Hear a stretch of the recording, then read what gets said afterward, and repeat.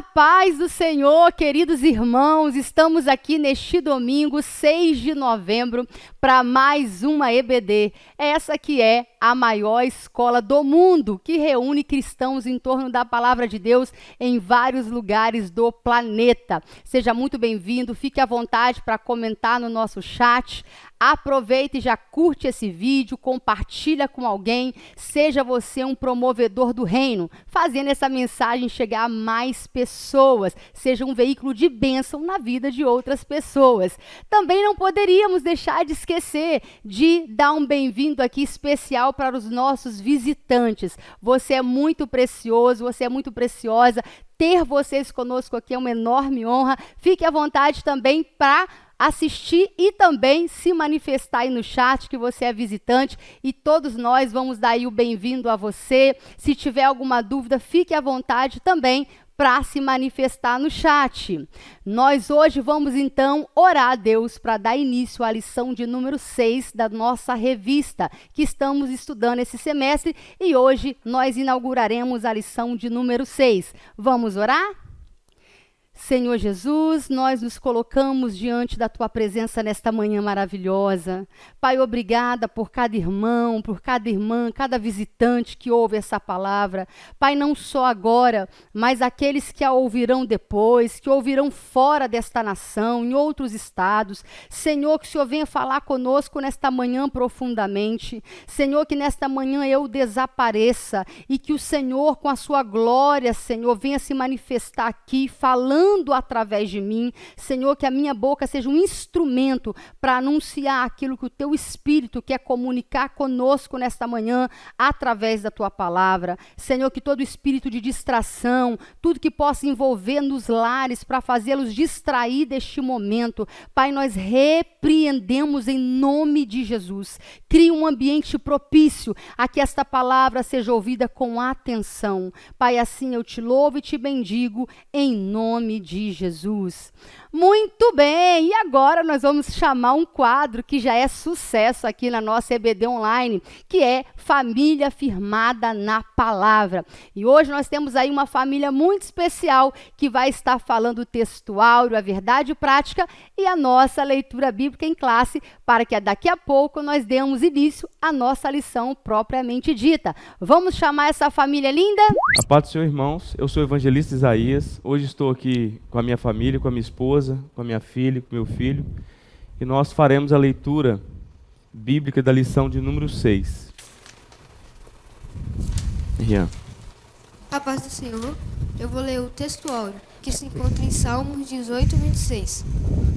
Com o puro te mostrarás puro, e com o perverso te mostrarás indomável.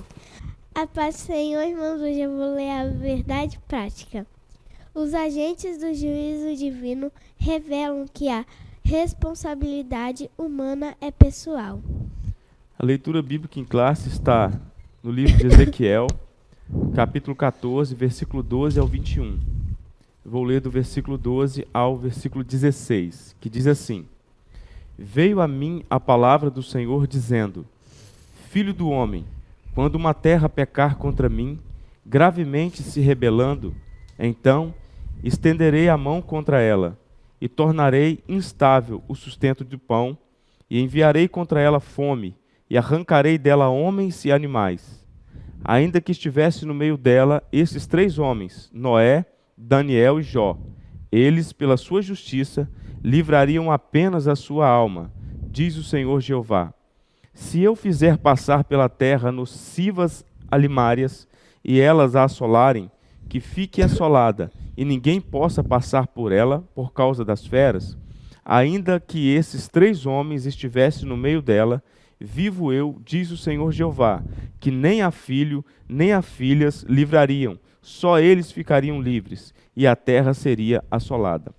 A paz do Senhor, queridos, eu vou continuar com a leitura de Ezequiel 14, eu vou ler o versículo 17 até o 21, que diz assim: Ou, se eu trouxer a espada sobre a tal terra e disser, espada, passa pela terra, e eu arrancar dela homens e animais, ainda que aqueles 3 homens estivessem nela, Vivo eu, diz o Senhor Jeová, que nem filhos nem filhas livrariam, mas eles só ficariam livres.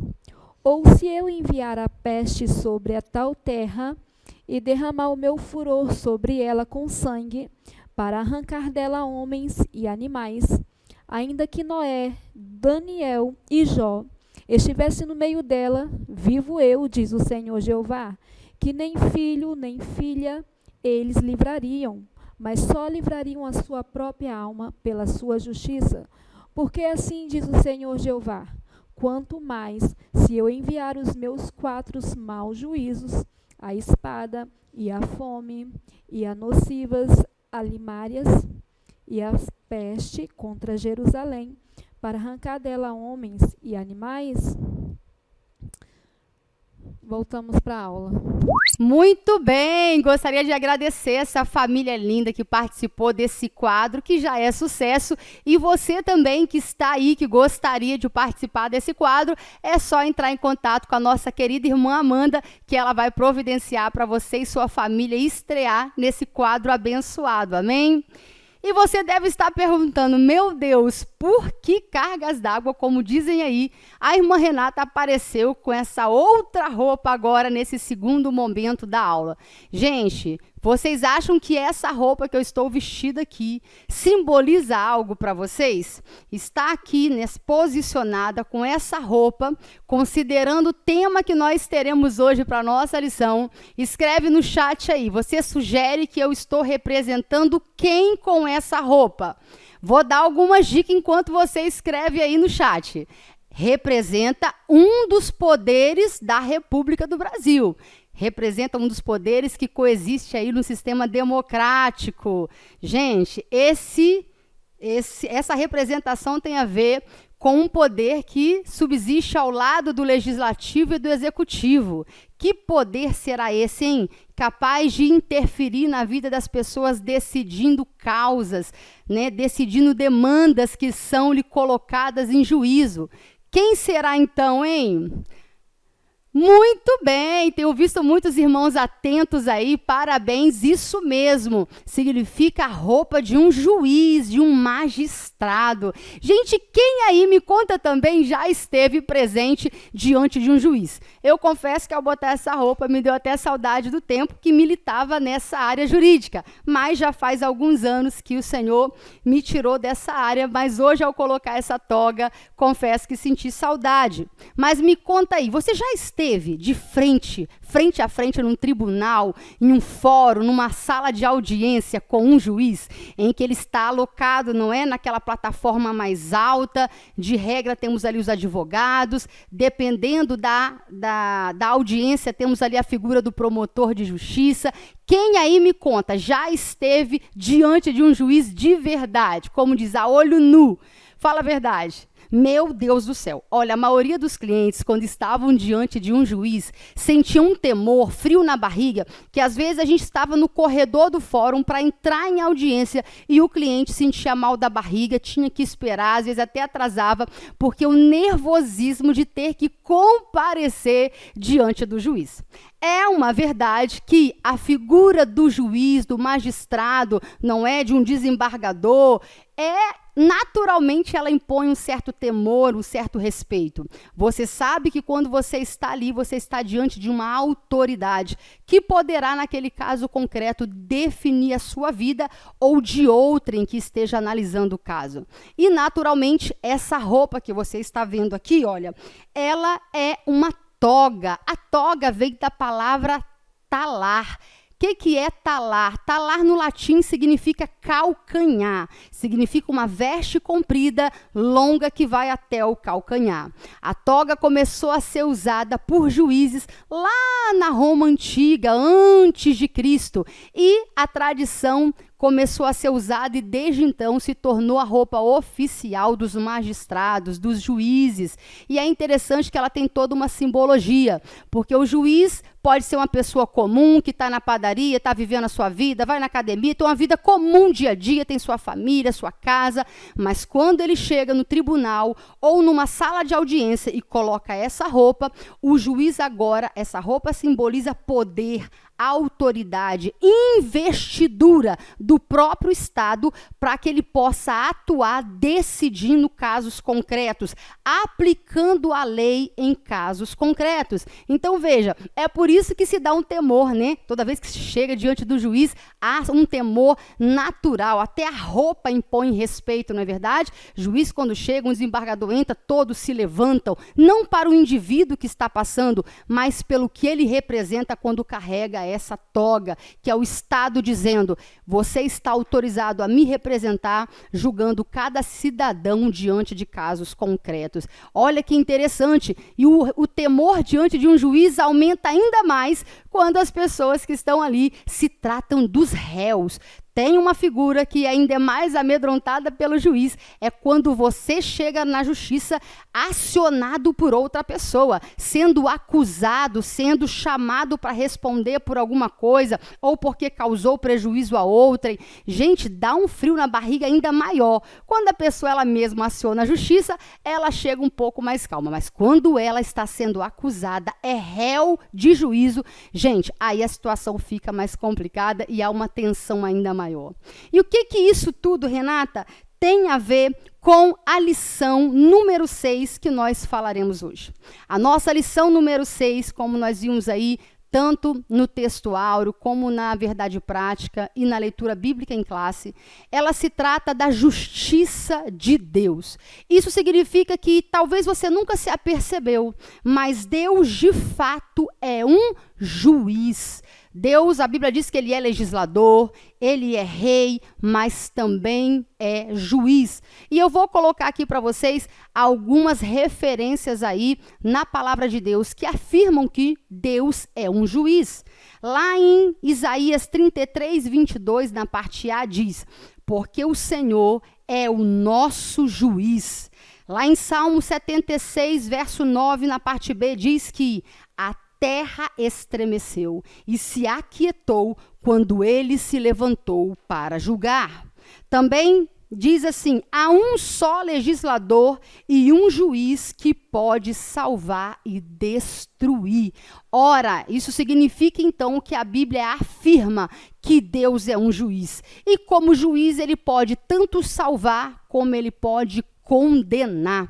A justiça é um dos atributos, faz parte, é inerente ao próprio caráter de Deus. Deus é totalmente justo. A retidão, portanto, compõe a própria natureza intrínseca, natural, essencial de Deus.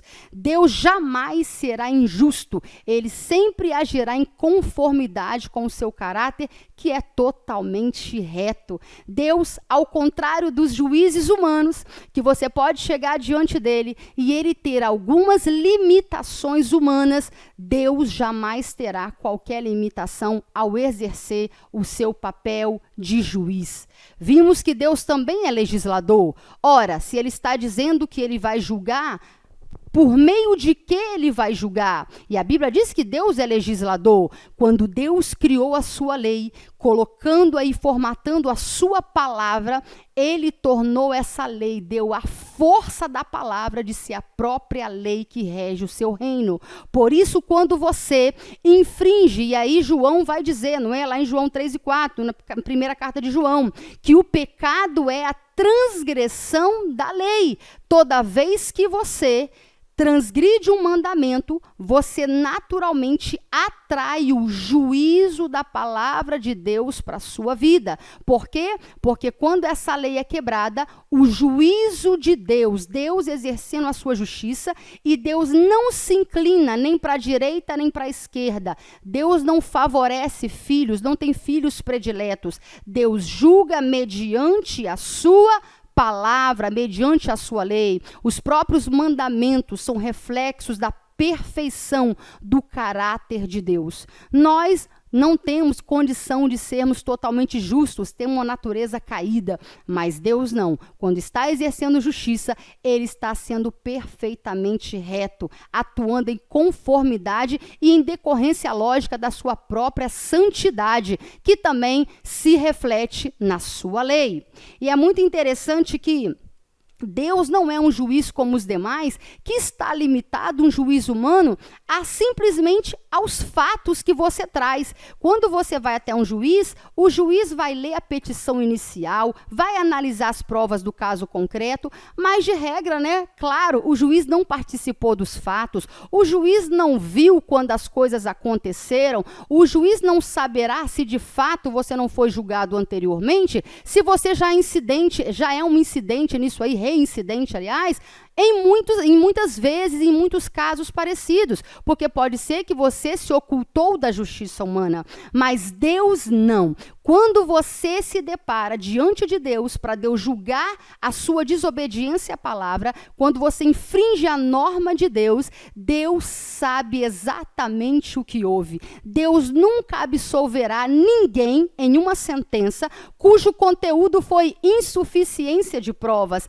Deus sonda pensamentos, corações. A Bíblia diz que Deus há de julgar os segredos dos homens, ou seja, o segredo dos corações dos homens. Haverá esse dia em que nós seremos desnudados, as nossas motivações, os nossos pensamentos. Hoje um juiz humano julga ações, ele não consegue julgar motivações, pensamentos. Isso somente um Deus que nos atravessa lá na divisão da alma e do espírito. Um Deus que, como diz o salmista, antes que houvesse em mim palavras, ele já me conhece a minha intenção.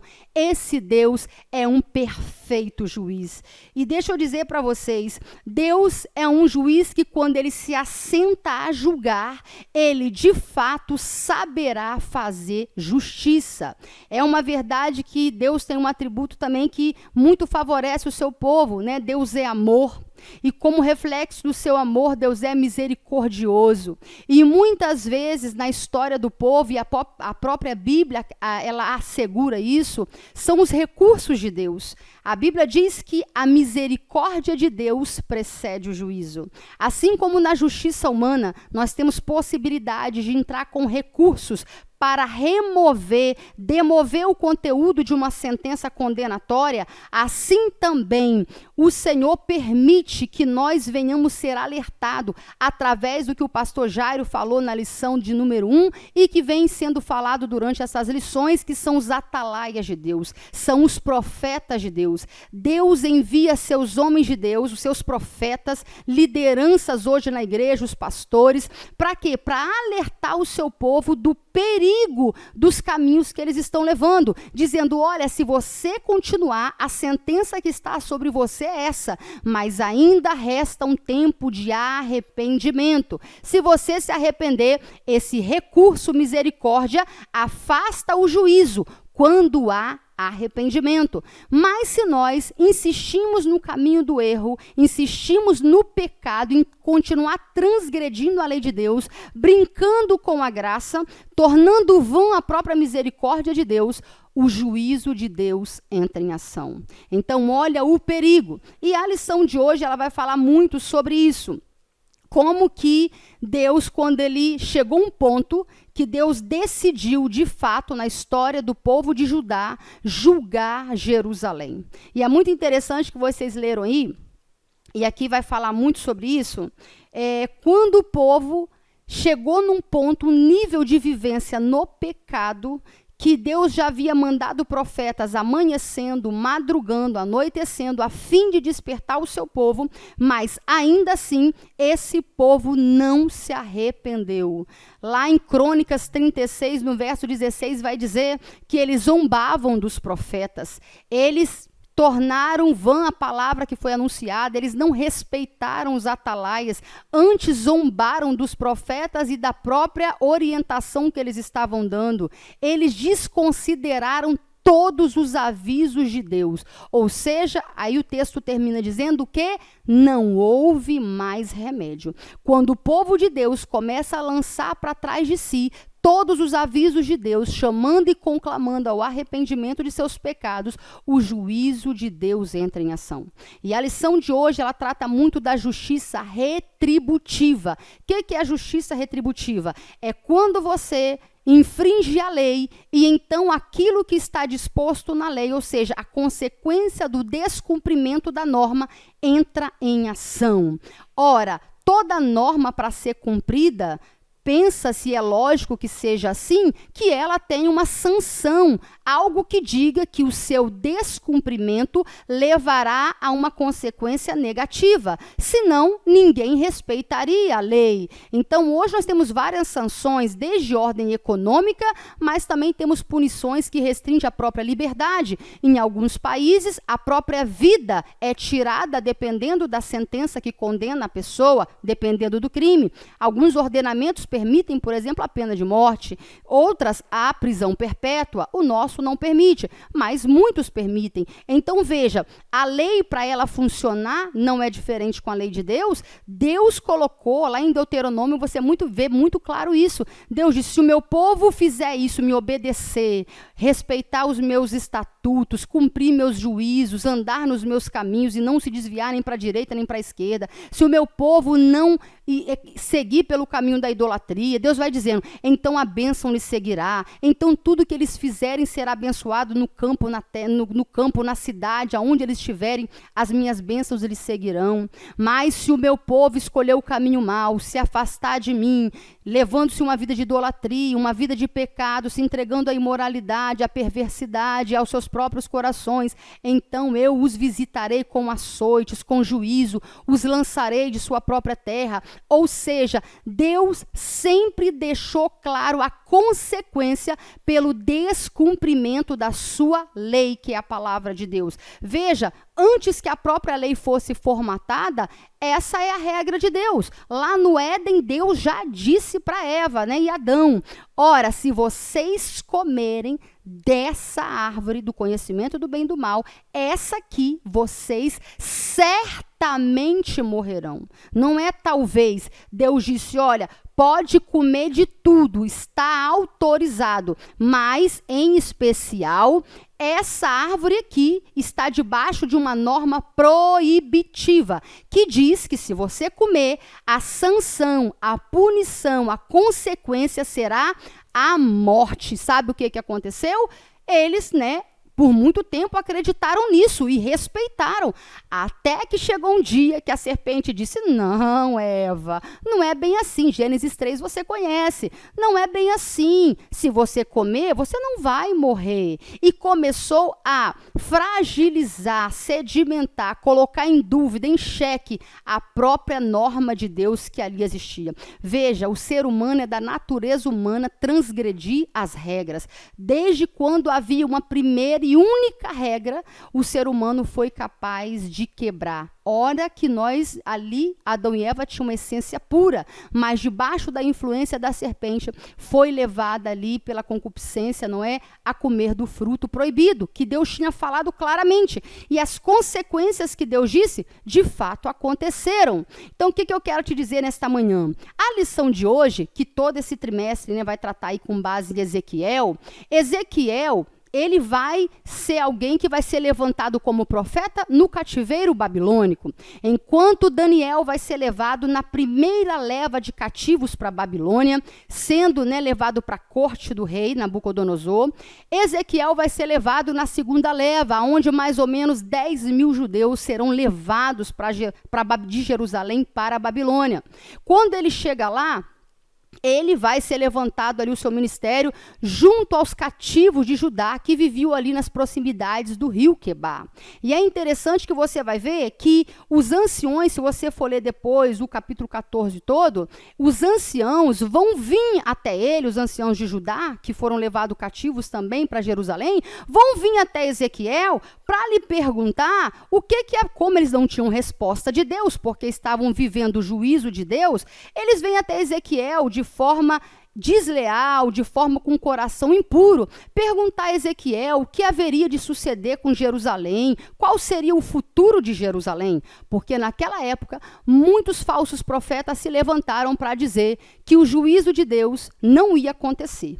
E no dia que ele aconteceu, outros falsos profetas se levantaram para dizer que o cativeiro só ia durar 2 anos, que seria muito breve, todos os reis e o povo poderia ficar tranquilo, que aquilo ali seria muito passageiro, que eles nem iam sentir aquele juízo. E de fato não foi isso que aconteceu. Isso era uma falsa profecia, mas ganhou o coração do povo. A prova é que vários profetas se levantaram para advertir o povo e foram mortos, perseguidos, ignorados. Você vê que Isaías muito provavelmente foi cerrado ao meio, ou seja, trouxe uma palavra de advertência. Isaías, 100 anos antes, já estava dizendo do perigo do juízo do cativeiro, mas o povo, vivendo bem, sendo abençoados, vivendo um tempo próspero, não acreditou que o juízo de Deus viesse. Agora, esses anciãos vinham até Ezequiel para lhe perguntar: o que vai ser? Ezequiel, então, cheio de Deus, falando pelo próprio Espírito de Deus, vai dizer: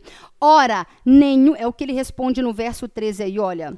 Deus dizendo através dele: filho do homem, quando uma terra pecar contra mim, gravemente se rebelando, então estenderei a minha mão contra ela e tornarei instável o sustento do pão, enviarei fome, arrancarei dela homens, animais e aí por diante. Ou seja, Deus está dando aqui uma explicação não só para Jerusalém. Deus aqui está dizendo que não me importa qual seja a nação, ainda que essa nação alegue desconhecer a lei de Deus ou nem conheça, né? Mas os homens, quando estão desrespeitando, infringindo, seja o homem ou uma nação, a lei de Deus, a sua infração vai gerar consequências. E Deus está dizendo: olha, qualquer que ferir, se rebelar gravemente contra mim, minha palavra, eles vão sofrer severas consequências. E Deus vai levantar vários martelos para trazer juízo ao seu povo. A fome, a espada e a guerra vai trazer aí feras selvagens contra o seu povo. Ou seja, a pestilência. Tudo isso era juízo de Deus, dizendo: olha, voltem-se para mim, voltem-se para mim. Jeremias ficou na terra o tempo todo dizendo: gente, convertam-se. Eles ignoraram. Agora Ezequiel está lá no cativeiro, mas Jerusalém, o pior ainda não tinha acontecido. Jerusalém ainda não havia sido destruída, porque do capítulo 12 de Ezequiel até o 19... E Ezequiel, ele é muito cuidadoso em registrar data, nenhum outro profeta é tão zeloso em questão de datas como ele. Do capítulo 12 até o 19, restavam 5 anos para Jerusalém ser destruída. Durante todo esse tempo que ele está anunciando, que ele está mostrando através da sua própria vida o desastre do caminho que eles estavam tomando, ainda assim o povo não havia se arrependido. Renata, você está dizendo que mesmo o povo tendo sido levado para fora da sua terra, eles ainda não tinham arrependimento? Não! A prova é que, estando aqui, ainda faltava 5 anos para que a Jerusalém fosse destruída, e eles ainda estavam com o coração, diz o texto, depois você lê o capítulo 14 todo, cheio de ídolos. E Deus disse assim: olha, conforme a idolatria dos seus corações, eu vou tratar vocês.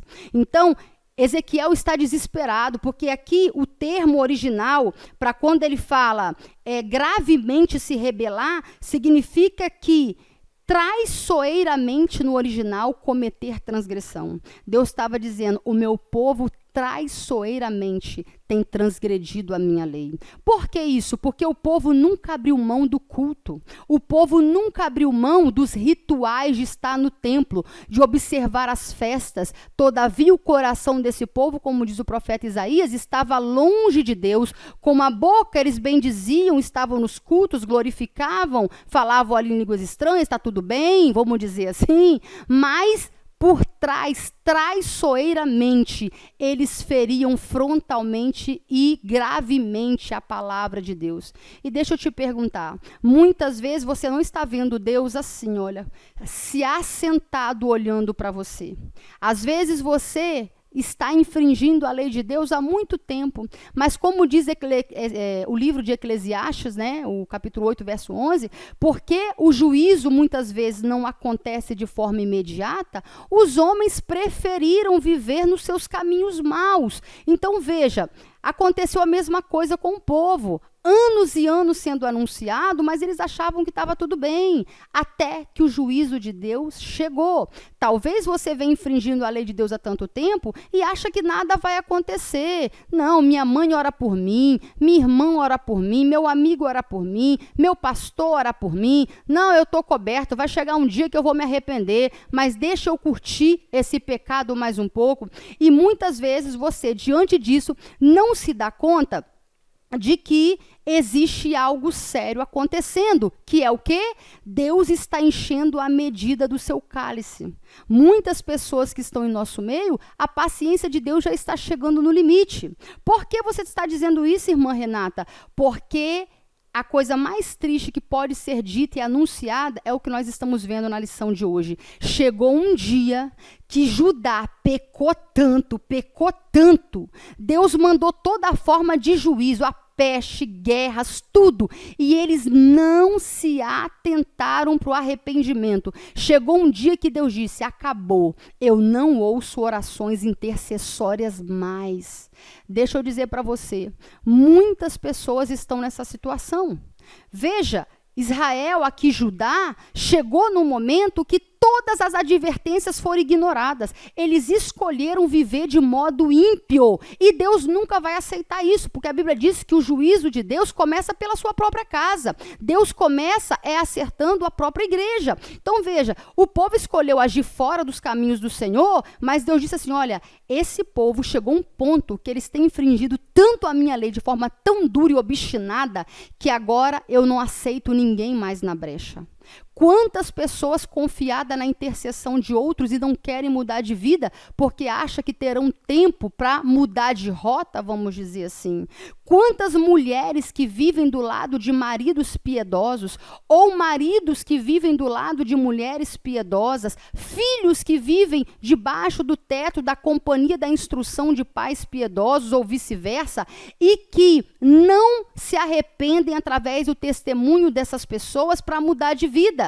E muitas vezes vai chegar um tempo que às vezes a oração do seu esposo não será mais ouvida. Renata, por que você está dizendo isso? Porque o próprio texto diz que, ainda que estivesse no meio de Judá, na época do cativeiro, Noé, Daniel e Jó, os maiores símbolos ali de vida piedosa, vida reta, homens que o próprio Deus testemunhou da fidelidade deles, da integridade, que estiveram na brecha da intercessão, eles não seriam ouvidos se estivessem intercedendo nem pela sua própria casa. Irmãos, eu nunca imaginei que nos depararíamos um dia com uma situação em que a intercessão, a oração intercessória não fluiria mais efeito. Irmã Renata, quando isso acontece? Quando o nível de impiedade do povo de Deus chega a um ponto que a paciência de Deus se esgota. Então Deus se levanta como juiz de toda a terra e julga seu povo. E quando Deus julga, ele sabe julgar. Deus, quando ele se levanta, ele nos julgará segundo a medida das nossas iniquidades. Então, muitas vezes, o povo confiava que ainda havia justos ali, afinal Deus tinha livrado a casa de Ló por causa da intercessão de Abraão. Aliás, Deus também já tinha livrado o povo quantas vezes? Por causa da intercessão de Moisés, a intercessão de Samuel. Jeremias 15 também vai dizer que nem se Samuel e Moisés estivessem diante do próprio Deus, intercedendo pelo povo, Deus não ouviria mais suas orações. Por quê, Renata? Porque o povo pecou tanto, afastou-se tanto dos caminhos de Deus, que não havia mais remédio. Então, olha o perigo de nós vivermos uma vida, porque Deus não vai se mover para atender um povo ímpio, um povo rebelde, obstinado. A lei de Deus será cumprida, e ela será cumprida tal qual está aqui. Diante de um juiz, a única coisa que você pode invocar é a lei. Pela lei, nós já estamos condenados. Hoje nós temos essa ciência que apenas a lei nos encerra. Deus encerrou todos debaixo da desobediência, a fim de usar de misericórdia com todos. Então, Deus, para cumprir a sua justiça, para que nós tivéssemos o direito de sermos absolvidos, a gente sabe que ele não poupou o seu próprio filho. Da escolha de Deus, ofereceu o seu próprio filho para pagar, para quitar a justiça de Deus. O meio mais satisfatório de honrar a justiça de Deus não é o inferno, mas é quando Deus olhou para o seu próprio filho. O inferno nunca será igual, cumprirá a justiça de Deus igual à cruz, quando o seu próprio filho, de uma única vez, ele cumpriu a justiça por todos nós. Então, hoje, nós ainda temos um advogado junto ao Pai, como diz o apóstolo João. Ele que pode interceder por mim, por você hoje. Ele, Jesus Cristo, o advogado justo. O bom é não pecar, bom é não transgredir a lei, mas se você se chegar diante de um juiz sem um advogado, irmãos, isso é tão sério que o nosso ordenamento nem permite. Se a pessoa não tiver condições, o judiciário indica alguém para atender naquele caso a pessoa ou oferece a defensoria pública, porque dada a necessidade, triste coisa é você se ver diante de um juiz, você e a lei, sem ter nenhum advogado para se interpor entre você e ele. Então, veja, hoje você tem a possibilidade de se arrepender. Você que vive num lar cujo marido tem sido um exemplo para você, já é hora de mudar de vida. Deus está atento aos seus passos. Você, mãe, que tem sido uma mãe impiedosa, que tem sido em vez de ser uma colaboradora, tem sido uma ação desastrosa para o seu lar. Deus já te advertiu através de lideranças. Você que murmura, você que reclama, você que denigra a imagem da sua família. Então, você que amaldiçoa seus filhos, você está debaixo da mira do juízo de Deus. Você, marido, que acha que pode viver essa vida na pornografia, na imoralidade, até Jesus voltar, ou até o dia que você acha que vai se arrepender, Deus já está sentado como um juiz a julgar a terra. Ah, Renata, é verdade, haverá um dia, sim, que Deus julgará todas as coisas, sim, naquele grande dia, mas ainda hoje Deus está julgando muitas pessoas, trazendo dificuldades financeiras, trazendo enfermidades. Muitas enfermidades, irmão, doenças, crises, não são por conta de provações que Deus está permitindo. Muitas pessoas estão passando, como Deus disse na sua lei, vou mandar peste, vou mandar guerra, vou mandar fome, vou mandar doença, para ver se vocês acordam. São trombetas de Deus gritando. Gente, tem uma coisa errada. Mas muitas pessoas não vão parar para refletir o nível dessa maldade. E o povo de Deus, cada dia que passa, tem se afastado dos caminhos de Deus. Um povo cheio de justiça própria. Um povo que tem banalizado e tornado vã a graça a cada dia. Mas eis que o dia do Senhor vem, dia de trevas e não de luz, dia de densas trevas, dia de escuridão, será aquele dia que vai pegar muitos de surpresa. Então, que você hoje possa olhar para mim com essa roupa e saber que Deus já está assentado. Você não tem como se esconder dele. Quando você se chegar diante dele, ele vai julgar cada pensamento. Cada vez que suas autoridades falaram e você se rebelou na mente, às vezes você cumpriu o papel naquele momento, mas o seu coração se endureceu. Deus vai julgar a obstinação, a rebelião do seu próprio coração. Aqueles anciões vieram aparentemente com uma boa consulta para Ezequiel. Nossa, Ezequiel, o que vai suceder de Jerusalém? Nossa, Deus não está falando mais com a gente, o que você tem para dizer? Mas eram desleais, eles eram traiçoeiros, eles estavam agredindo frontalmente a lei de Deus, não queriam compromisso, eram ímpios na essência. Então, que você saiba que a cada dia que você permanece na iniquidade, o juízo de Deus está mais perto de você. E é isso que o tópico 1 vai dizer, que o discurso profético, ele existe para isso, para levantar, para despertar. É os atalaias dizendo, gente, observe a lei, observe a palavra de Deus. Deus disse, olha, ninguém poderá alegar que não conhece a lei, porque ele disse, olha, observai, examinai as escrituras, porque é nela que tem palavras de vida eterna. Paulo disse, não é lá em Romanos, vocês serão julgados por Jesus Cristo, segundo o meu evangelho. É segundo essa palavra que nós seremos absolvidos ou condenados. E muitos de nós já estamos condenados diante de Deus. E às vezes num nível de impiedade que não vai restar mais intercessão. O pastor Jairo já contou o exemplo dele aqui. Pastor Jairo, para quem não sabe, é meu irmão. E quando nós tínhamos o nosso pai vivo, houve um tempo da nossa vida que o pastor Jairo se desviou. Nesse tempo em que ele se desviou, o Senhor se aborreceu muito com ele, porque o pastor Jairo nasceu debaixo de uma promessa.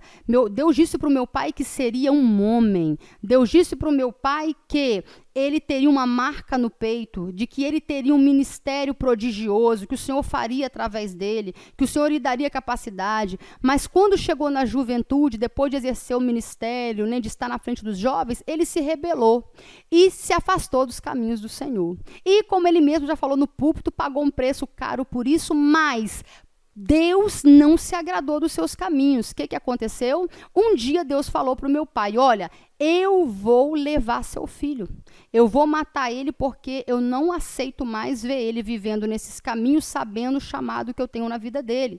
E nesse momento, meu pai se colocou diante dele e de Deus e disse, Deus, eu me coloco na brecha, eu me coloco agora intercedendo para que o Senhor leve a minha vida, ceife a minha vida e deixe meu filho viver para que o Senhor ainda cumpra a promessa que um dia o Senhor me prometeu, de que o Senhor salvaria todos os meus filhos. Eu não pedi, Senhor, riqueza ao Senhor, eu pedi uma aliança.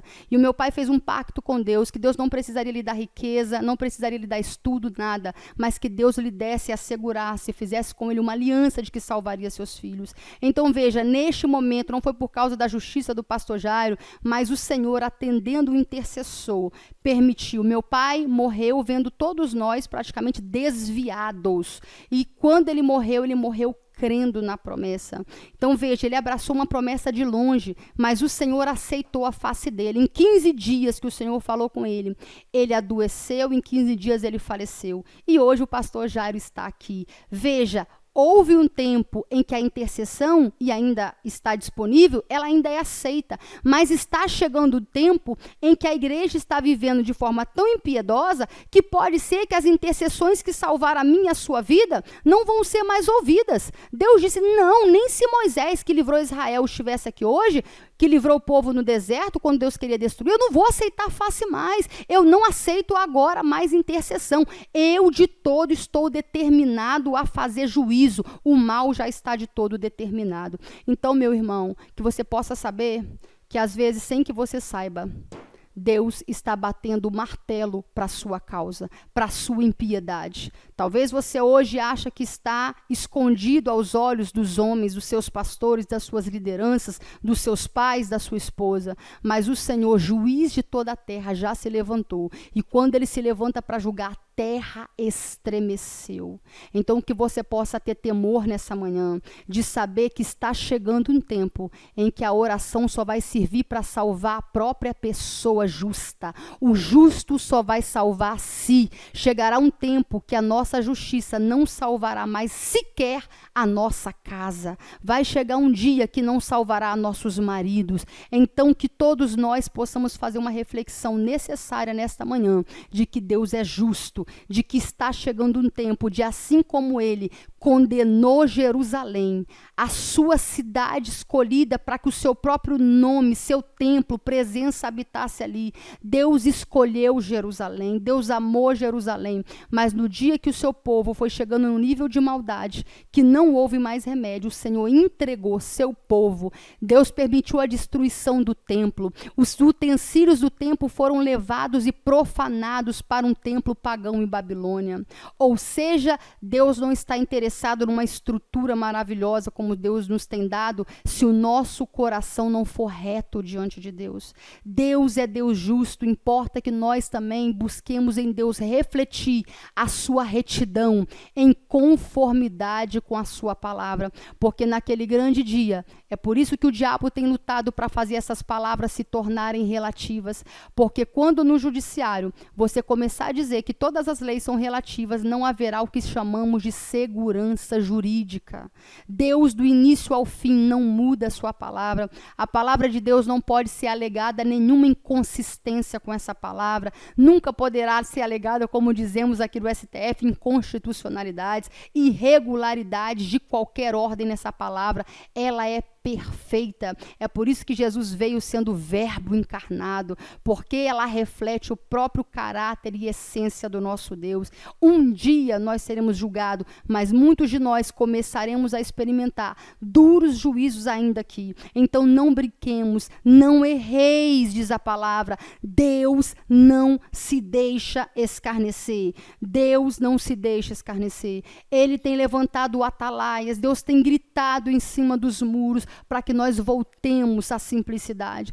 Nossos jovens e famílias têm se perdido nos entretenimentos, nas imoralidades, nas coisas desse mundo. Os lares estão mundanizados. Os casamentos dos crentes são os piores testemunhos para o mundo. O mundo não quer ser crente mais. As empresas não querem os crentes mais como funcionário. Irmãos, o que está acontecendo com o povo de Deus? E que nós possamos essa semana saber que Deus entregará essa nação a juízo se não houver arrependimento. Se Deus achar que chegou um tempo que o povo não se arrepende mais e que traiçoeiramente a igreja tem transgredido seus mandamentos e abandonado seus caminhos, Deus vai entregar essa nação a juízo.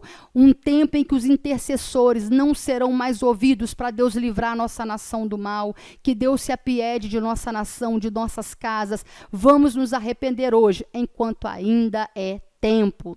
Muito bem!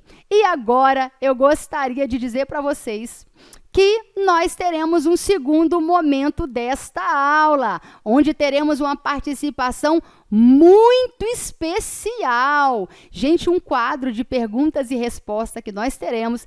E hoje, imagina quem será a pessoa mais que especial que vai participar conosco nesse segundo momento. Quem você acha, hein? Escreve aí no chat para ver quem vai acertar, quem será meu convidado especial para essa aula, para vestir uma toga como eu e falar um pouquinho aí para vocês do que Deus representa enquanto juiz. Vamos ver? Paz do Senhor, irmãos. Prazer imenso estar aqui com os irmãos nessa aula da irmã Renata. Eu estou vestido um pouco diferente hoje. Essa roupa, uma toga que representa a investidura, né, que o juiz tem por representar o Estado e a sua vontade. Hoje eu quero responder as perguntas dos irmãos que serão feitas. Será um prazer atender os irmãos. Espero que os irmãos aprendam de forma graciosa e maravilhosa. Vamos lá, as perguntas dos irmãos nesta manhã. Muito bem, ninguém menos, não é, do que o nosso pastor Jairo Carvalho, que é presidente dessa igreja, que tem sido uma bênção, nos ajudado aí, nos ensinando a amar a palavra de Deus e, acima de tudo, a vivê-la, nos exortado aí, nossos pastores, a viver. Pastor Jairo, seja muito bem-vindo a esse momento dessa lição, é uma honra tê-lo conosco aqui mais uma vez, dividindo esse espaço com o Senhor. Seja muito bem-vindo a esse quadro de perguntas e respostas. E pastor Jairo, concernente ainda ao tópico 3, por que razão específica que a Bíblia vai falar, por exemplo, aí de Noé e de Jó e de Daniel como expressão de intercessores na brecha, que ainda assim Deus não os ouviria? Deus está tomando o nome emprestado de 3 pessoas que são intercessores, né, por excelência. Nós temos Noé, que se tornou o pregador da justiça para aquela geração, e Noé intercedeu por aquela nação 120 anos antes de vir o dilúvio. Então, uma das pessoas que mais oraram na Bíblia, a gente às vezes perde de vista isso, né, foi Noé, para que as pessoas pudessem ouvir a pregação e se converter. Noé pregou 120 anos, as pessoas não ouviram a pregação e o dilúvio veio sobre ela. A outra questão é Jó, porque Jó vive uma experiência muito pessoal de sofrimento, né, com um ataque direto do diabo contra ele, e ele se torna, vamos dizer assim, uma pessoa a quem Deus confia. E ele é alguém, então, que Deus chama como justo. E depois ele vai orar para que Deus não envie castigo sobre seus amigos. Então, seus amigos são abençoados em prol da oração dele. E Deus mesmo dá testemunho de que ele era alguém justo. E Daniel vivia naquele contexto, né, embora no palácio, era um eunuco de muita oração. E ele se tornou conhecido porque, né, ele e seus amigos oraram e Deus deu a resposta para que os sábios não fossem mortos quando o rei teve um sonho e ninguém podia interpretar. Ele também esteve vivendo o caso dos leões, né, ele orou e Deus o guardou. Ou seja, são pessoas que têm experiências com orações respondidas de forma extraordinária. Então Deus diz que mesmo esses 3 homens justos estivessem orando por essa geração, ela não seria ouvida. Aqui nós temos uma aplicação muito interessante e pertinente e ao mesmo tempo muito triste. Primeiro, chega um tempo de nível de piedade da igreja que aqueles que são fiéis não faz mais a diferença, nem mesmo na vida de seus filhos. Às vezes alguém diz assim, pastor, eu reúno uma igreja e eu sei que nessa igreja as pessoas não são tão fiéis, mas eu e a minha família somos fiéis. A gente lê a Bíblia todo dia, a gente ora e jejua. Ou seja, essa pessoa é tão tola, ela acha que o fato dela fazer isso com a sua família vai ser livre porque ela em casa tem uma base. Se ela tem em casa uma base, mas a família vive num contexto de impiedade, aquilo que ela faz em casa terá efeito sobre a vida dela, mas dos filhos não. Ou seja, as pessoas realmente escolhem estar em um lugar porque elas também, na verdade, amam o pecado. Elas só estão lá, naquele espaço, porque alguma coisa, alguma glória, algum desejo, né, ou o nível das pessoas que estão ali, e elas não querem viver em lugares mais simples, então elas estão lá achando que é. Então, ou seja, isso mostra para a gente que o ambiente onde a gente vive vai sim influenciar muito, talvez não a gente, né? Mas os nossos, por mais que fiéis que sejamos, nossos filhos serão alcançados. Então Deus fala, nem eles. Se eles tivessem essa geração, só eles seriam salvos e os filhos seriam perdidos. Ou seja, a oração deles pelos filhos não faria efeito nenhum. Então, estar num lugar onde a gente sabe que as pessoas vivem na prática do pecado abertamente e as pessoas não se arrependem, nós estamos colocando em risco a nossa vida e isso vai destruir inevitavelmente nossa família. Orar pela família nesse ambiente não tem valor nenhum. Essa oração não será respondida. Que sério, hein, pastor? Esse caso, acho que se molda perfeitamente, né, pastor? A família do próprio Ló, né, que pelas Campinas Verdes, né, perdeu. Foi para as Campinas de Sodoma, chegou lá, perdeu a família e, por fim, deu ainda origem aos povos que mais perseguiram Israel. Que nós possamos ter temor, irmãos, diante dessa palavra. Mas agora eu gostaria de chamar com muito carinho 3 pessoas queridas que vão fazer perguntas diretamente ao pastor Jairo sobre esse assunto tão importante. Vamos ao ar, então, as nossas perguntas. Paz do Senhor, meu povo. Pastor, se a esquerda, né, subir ao poder aí no Brasil, de alguma forma seria juízo para o nosso país? Fala aí para nós. Se as nossas eleições presidenciais do Brasil, a esquerda subir ao poder, se isso é símbolo, né, do juízo de Deus sobre sua igreja. Bem, o resultado das eleições mostrou ser basicamente isso. Não adianta só a igreja orar para que ganhe este ou aquele candidato, né? Essa igreja precisa viver uma vida que agrade a Deus para que ela receba um governo que seja de acordo com o que ela vive. E considerando o estado atual da igreja brasileira, nós precisamos esperar de Deus um milagre, né? Por quê? Porque hoje a igreja realmente se corrompeu e é possível, né, a Deus não atender a oração dessa igreja em virtude da natureza corrupta da igreja pelo Brasil afora. E sim, pode sim surgir um governo de esquerda e ele ser um juízo de Deus sobre sua igreja. E agora vamos a mais uma pergunta agora com a nossa querida irmã Elizabeth. A paz, pergunta para o pastor Jairo é a seguinte: quando a igreja disciplina um membro, é uma aplicação do juízo de Deus? Quando a igreja está aplicando a disciplina, ela está sim aplicando o juízo de Deus de forma indireta, né? A igreja tem essa autoridade e ela precisa aplicar a autoridade. A disciplina bíblica é o exercício mais importante da igreja. o único momento em que a igreja realmente se parece com o céu é quando ela disciplina aqueles que estão em pecado. Por quê? Porque ela se parece com o céu, porque o céu não entra pecado. E ela, quando põe a disciplina é um muro que separa a igreja do mundo. Ou seja, a disciplina manda uma mensagem para aquele que errou, que ele tem que se arrepender. Manda uma mensagem para os outros irmãos que estão na igreja do perigo de eles errarem e também serem disciplinados. E manda uma mensagem principalmente para o mundo: olha, nós não concordamos com essa conduta, e ela honra a Deus quando ela disciplina seus membros que estão em pecado. Ou seja, uma pessoa entra para a igreja por meio do batismo nas águas. E ela sai da igreja por meio da disciplina. O batismo é a porta de entrada e a disciplina é a porta de saída daqueles que são indesejados por causa da prática do pecado continuado e impenitente desses irmãos.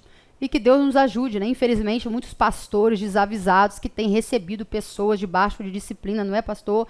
Que estão julgadas diante de uma situação e às vezes acontece. Que Deus tenha misericórdia. Vamos agora à nossa terceira pergunta com o nosso querido diácono, irmão Hermes. A paz do Senhor Jesus, meus irmãos. Pastor Jairo, uma pergunta. Muitas pessoas falam: se Deus é amor, ele não pune as pessoas. Como responder a esta pergunta? Bem, algumas pessoas têm sim uma noção errada sobre esse atributo de Deus, né? Se Deus é amor, Deus não pune as pessoas. É porque nós temos um conceito muito errado de amor, né?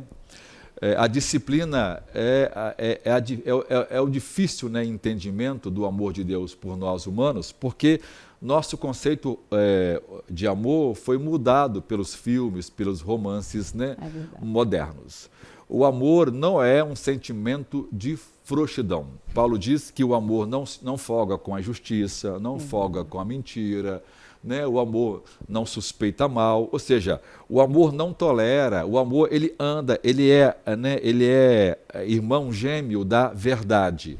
O amor não está na mentira. Então, onde o amor está, vai estar a verdade, né? Amor e justiça são lados de uma mesma moeda. Do mesmo jeito que Deus ama, Deus também é justo. Ou seja, Deus não tem um atributo maior do que o outro. Esses atributos, eles trabalham de forma natural, né, organizada, e todos eles agem juntos. Ao mesmo tempo que Deus ama, ele também é justo. E ao mesmo tempo que ele é justo, ele também ama. Ele ama porque é justo e ele é justo porque ama. Essas coisas não podem ser separadas.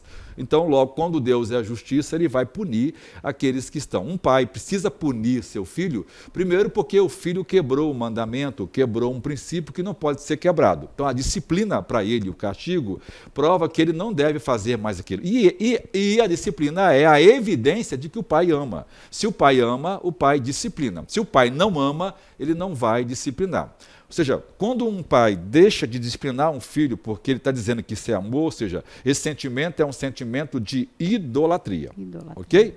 Então, por quê? Porque aí o sentimento de amor se torna uma devoção fraca, frouxa, pecaminosa. Tanto o pai quanto o filho será alvo do juízo de Deus. E veja, irmã Renata, nesse processo de juízo de Deus, quando Deus manifesta seu juízo, não mudou absolutamente nada. Veja, lá é fome, é peste. Nós temos uma pandemia que acabou de passar, lá é problemas financeiros, né, que acontece, é uma doença que Deus envia, é a guerra que Deus envia, ou seja, Deus continua ainda mandando juízo sobre nações, sobre pessoas, sobre famílias, para que a gente saiba que o pecado não vale a pena. O juízo vem para ver, o juízo, né, quem não ouve a palavra de amor, vai ouvir a vara da disciplina. A disciplina é a última esperança de Deus de promover arrependimento naqueles que a recebem. Muito bem. Inclusive, o juízo humano, gente, né, quando está investido aqui, como nós está atuando, mesmo que ele aplicando a justiça, condena uma pessoa a, onde é possível, a uma prisão perpétua, ou até uma pena de morte, ele sai dali plenamente ciente de que ele cumpriu o seu dever, a justiça foi aplicada, o mal foi aplacado, passou-se a mensagem e agora ele vai para casa, vai estar com a família, ou seja, a justiça, quando ela é devida, não é um peso nem para quem aplica. Então isso é natural e onde a verdade está, como o pastor disse, tem que andar aliançada com a verdade. O que não pode esquecer é que o povo de Deus, irmã Renata, não vive na prática do pecado. O autor citou, 1 João 5,16, ele fala que aqueles que não pecam para a morte, ele diz que há pecados para a morte. Há duas formas de interpretar esse texto, mas as duas não concorrem, elas acabam ajudando a gente a entender. Uma delas é chamada aquela ideia de que as pessoas, quando se apostatam da fé, o texto não está tratando disso basicamente. Na verdade, o texto está mostrando para a gente que chega a níveis de pecado que não são próprios dos filhos de Deus. Porque os versículos posteriores falam que aquele que é nascido de Deus não peca, ou seja, não vive na prática do pecado. Então, João está sim fazendo diferença entre pecados e pecados, embora a teologia hoje moderna, infelizmente, por causa de uma visão determinista, mas no mundo arminiano isso é mais fácil entender, A gente entende isso, mas por quê? Porque há pecados que são piores, e o próprio Paulo vai falar que há pecados fora e contra o corpo, não é a questão aqui agora, mas há pecados que não são próprios. Por exemplo, o adultério não é próprio de um crente. A blasfêmia não é próprio de um crente. Homossexualidade. O sodomismo não é próprio de um crente. O pecado de homicídio não é próprio de um crente. Pedofilia. Ou seja, esses pecados são pecados que são pecados que, quando alguém chega a praticá-lo, ele já venceu todos os limites da graça. Ele já foi exortado, ele foi esfriando, ou seja, na verdade, ele está num caminho escorregadio de apostasia, gradativa, mas veja, esses pecados só se tornam cada vez mais piores, assim, Paulo diz em Romanos 1 que aqueles que cometem este pecado, infiéis, a contratos, matricidas, patricidas, homicidas, Paulo diz que todos aqueles que praticam isto e aqueles que apoiam os que praticam são dignos de morte.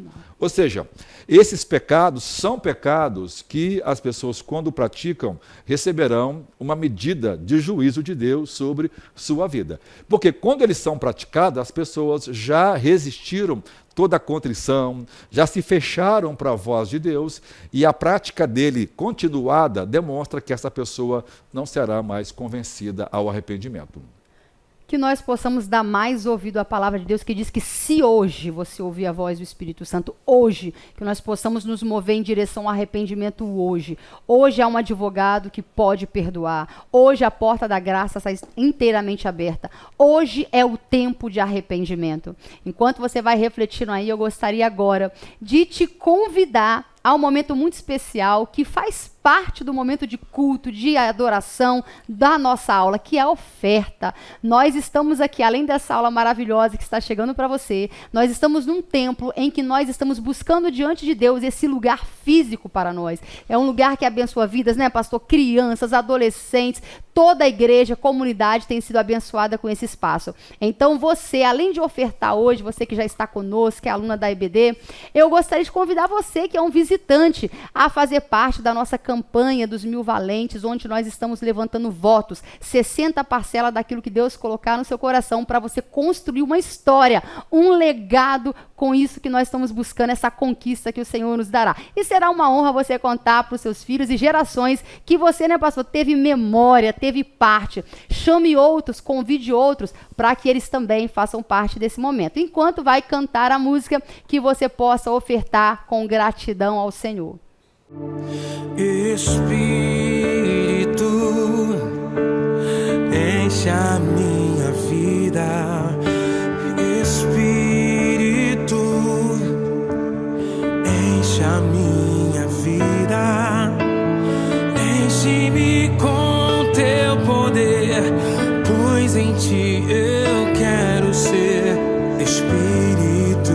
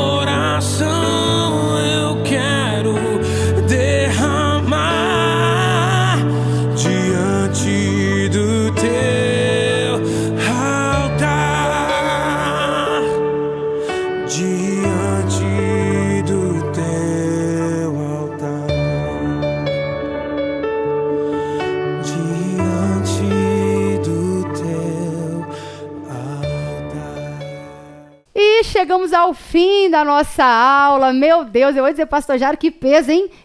Gente, que nós possamos orar por nossos pastores, interceder ainda mais. Porque, olha, só de eu usar isso aqui um pouco na simbologia do que representa, gente, essa toga já pesou. Então, sobre o ombro dos nossos pastores repousa ainda maior responsabilidade, não é, pastor? De lidar com as ovelhas, de ensinar a verdade, porque eles também serão cobrados, não só de si, mas das ovelhas. Imagine se como isso é um tamanha responsabilidade. E você que hoje ainda, até hoje, não aprendeu a honrar seus pastores, obedecer seus pastores, se submeter, que essa aula, com tudo que simboliza, também possa mover seu coração, porque dura coisa repousa sobre eles. E ainda bem que quem chama não é o homem, né, pastor? Só Deus para capacitar. Pastor Jairo, estamos muito felizes, que alegria poder dividir essa aula com o senhor. Deus continue te abençoando e nos encaminhando aí para o céu. Amém, irmãos? Pois não, pastor. Eu agradeço muito participar com você, irmão Renato, com os irmãos. Deus possa abençoá-los e que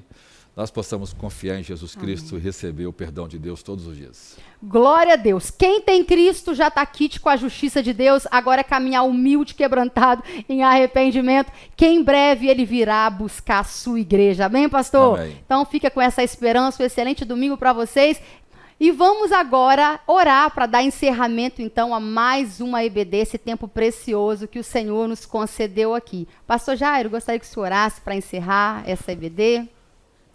Deus, nós te louvamos por esses momentos graciosos que temos passado, de poder de forma online aprender as Escrituras com irmãos de nossa igreja e de várias partes desse país, de outros lugares e outras igrejas co-irmãs. Amém, Jesus. Que o Senhor possa nos abençoar, que nós possamos crescer em arrependimento, que cada dia nós possamos olhar para o nosso coração e nos humilhar diante de Deus para que Ele não endureça, porque o perigo desse endurecimento nos fará pecar para a morte, nos tornará resistente à pregação das Escrituras por meio dos nossos obreiros. Que o Senhor tenha misericórdia de cada um de nós, que nós possamos com o coração contrito, humilde, estar atentos, que nós possamos ser aqueles a quem o Senhor falou, quem tem ouvidos, ouça. Ou seja, quem quiser ouvir, ouça a voz do Espírito. Amém. Te louvamos por esta manhã, te louvamos por esse domingo. Usa o teu povo poderosamente nas tuas mãos. No nome de Jesus. Amém. Muito obrigado. Deus abençoe e não esqueça de compartilhar com o maior número de pessoas. Deus abençoe, um excelente domingo. Deus abençoe.